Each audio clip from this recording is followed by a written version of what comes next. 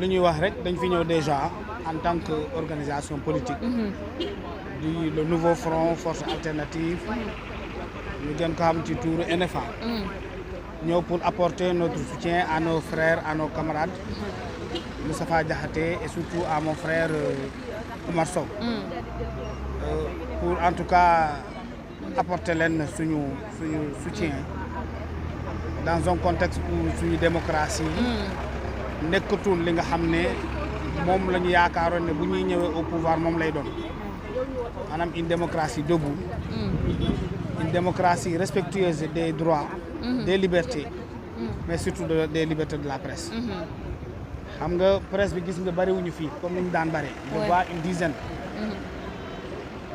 boo xoolee ñun le 20 je pense bien dañuy organiser une marche ci objectif bu marche bi da ngay gis en tout cas protéger les acquis démocratiques de ce pays-là mais aussi protéger les libertés d'expression et de presse le 20 inchallah rabbi rond-point Liberté 6 jëmale ko rond-point VDN dégg ngeen ne mën nañ ko yemale rek ci liberté d'expression bañ cee raaxaale liberté de la presse waa 15 heures inchallah rabbi di profiter rek pour wax projet wu préfet Pastef ak préfet wu régime bi ñu pexe ba garantir en tout cas la bonne tenue de cette marche parce que c'est un acquis démocratique c'est un droit alors boo leen gisee dañ ci raxaale liberté de presse ndax démocratie bu dëgër presse bu dëgër moo koy waral lu ñuy convoquer journalistes yi ci dëkk bi dafa bari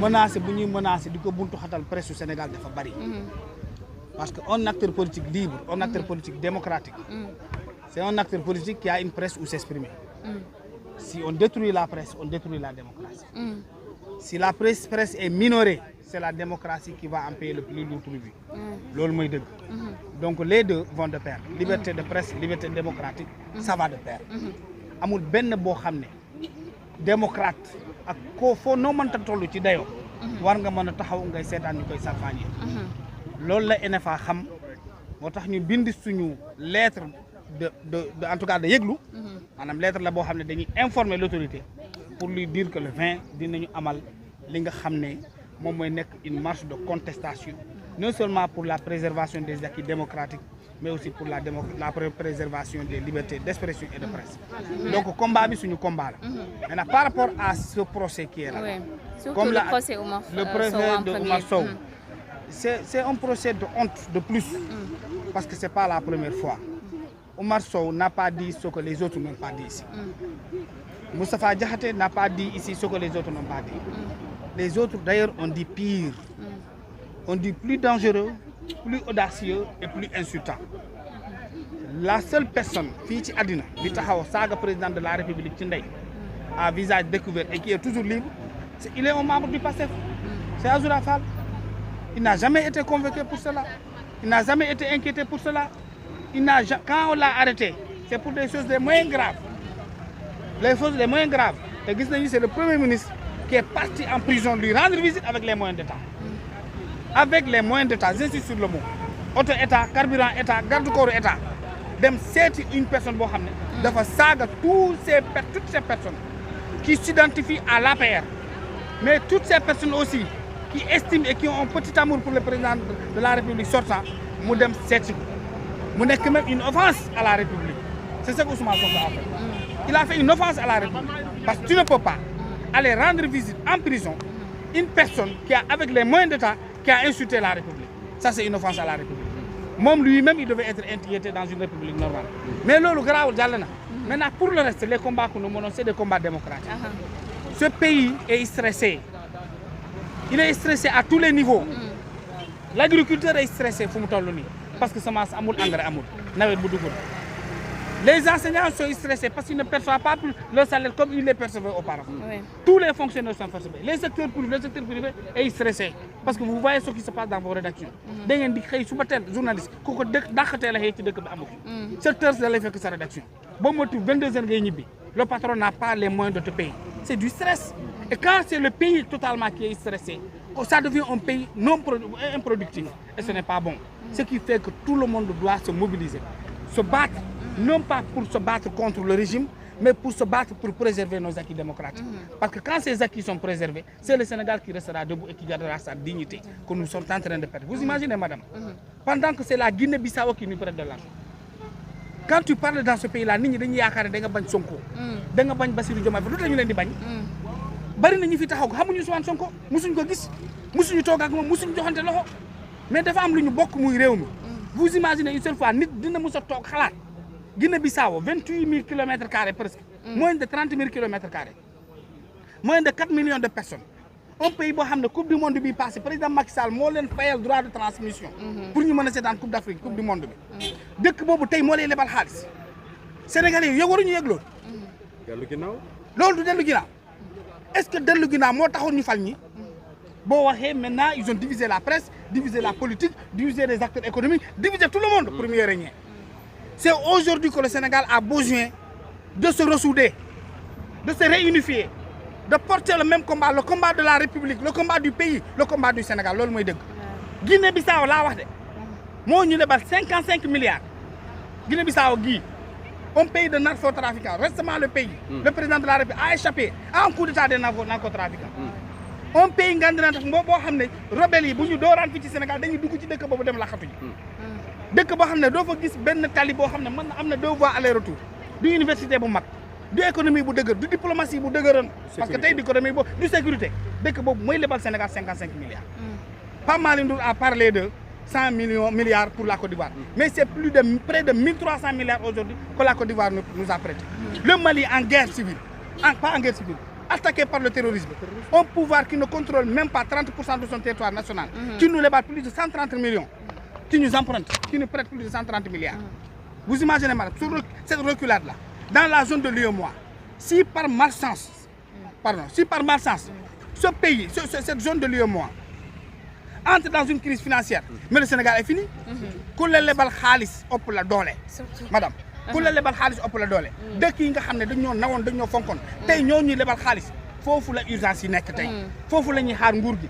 ñu fexe nu ñuy liggéey pour restaurer notre dignité économique, notre puissance économique dans la zone de l'UEMOA, dans la zone de la CEDEAO. Fexe ba nu ñuy restaurer notre dignité et notre puissance diplomatique. Pendant que nous avons un ministre des Affaires étrangères qui ne connaît ni le vocabulaire diplomatique, qui ne connaît ni qu'est-ce qui fait la différence entre l'UEMOA et l'UMOA, qui ne comprend même pas c'est quoi la CEDEAO, qui ne comprend même pas les banques, qui ne comprend pas le dialogue ni le discours diplomatique. Nous allons liguer pour restaurer une puissance diplomatique dans un contexte où nous sommes menacés par ce qui se passe à l'est du pays, les groupes djihadistes et autres.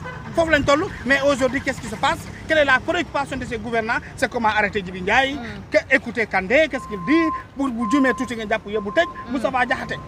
Mais vous savez, la montagne nous arrête Moustapha Diakhaté. Est-ce que beaucoup ne peuvent pas le dire ici? Moustapha Diakhaté. Non, mais le Gounia, je ne sais pas si bon arrière.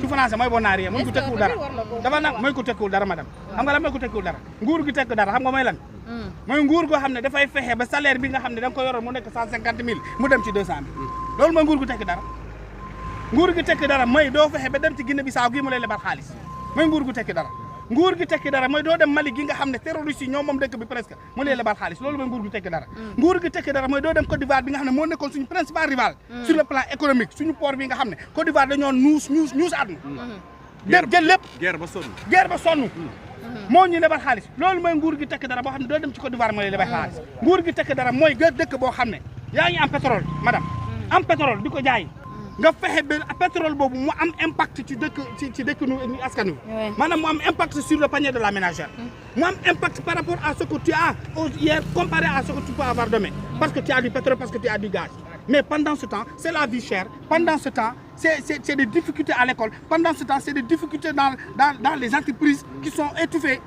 pendant ce temps c'est le touriste qui dépasse le Sénégal qui préfère aller en Côte d'Ivoire qui préfère aller au Cap-Vert qui préfère aller au Mali loolu mooy nguur gu tekk dara nguur gu tekkul dara nag dañ koy wax nguur gu tekkul dara dañ koy wax parce que ne moo joxuñu nit nguur pour yow ngay defaru ñoom ñu am guuxi lex di am ay baax mais non mais attends le mot guñaa fi xanaa tey lay nekk musiba ku ne président de la République sa nangam sangamu ndey madame ku taxaw fii ci réew mi bokku Pastef ne président de la République sa nangam sangamu ndey kooku tëjuñu ko ku wax guñaa fee la ñu tëj mais on est dans quel pays guñaa fee ku bokk Pastef wax na moo bu ko gën a garaaw président de la République tudd turam nee ko sa nangam sangam ndey kooku tëjuñu ko tey la Goudiaby di nekk mal.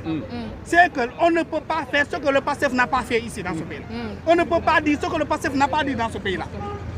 loolu mënul nekk li war a mën a nekk mooy tout le monde doit être unique la presse doit être même li may fàttali nii yéen a ko war a fàttali dans vos plateaux. li may wax nii presse bi moo ko war a fàttali ci plateau yi. toog ci plateau yi ne Moustapha Diakhaté Goudiaby la wax. pourtant Azoura Fall nee na président de la République sa nangam sangam ndey dara fi ko ko.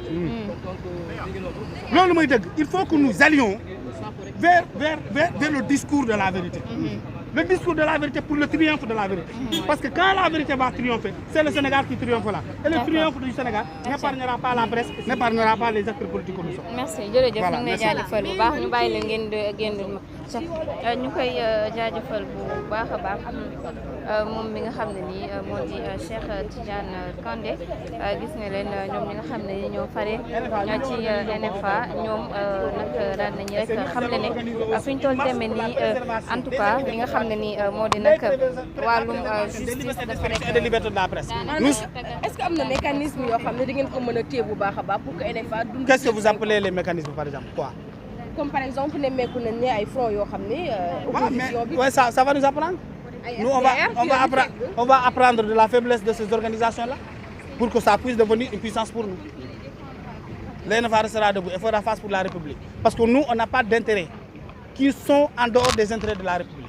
On est là pour la démocratie sénégalaise, pour le triomphe de ce pays-là, pour la grandeur de ce pays-là.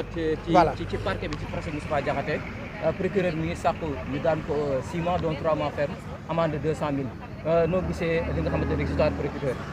Procureur lu mu mën rek la def ñun lu ñu mën la ñuy def nii ça ne surprend pas mais je pense que le juge qui est sur place il va penser à sa famille, il va penser à ses enfants parce que ces enfants qui sont à la maison quand ces enfants lui diront père vous avez arrêté Moustapha Diakhaté, vous l'avez envoyé en prison et que ces enfants-là lui feront face à sa responsabilité pour lui demander père, monsieur le juge mon père vous avez envoyé Moustapha Diakhaté en prison pour 1 mois, pour 2 mois, pour 3 mois.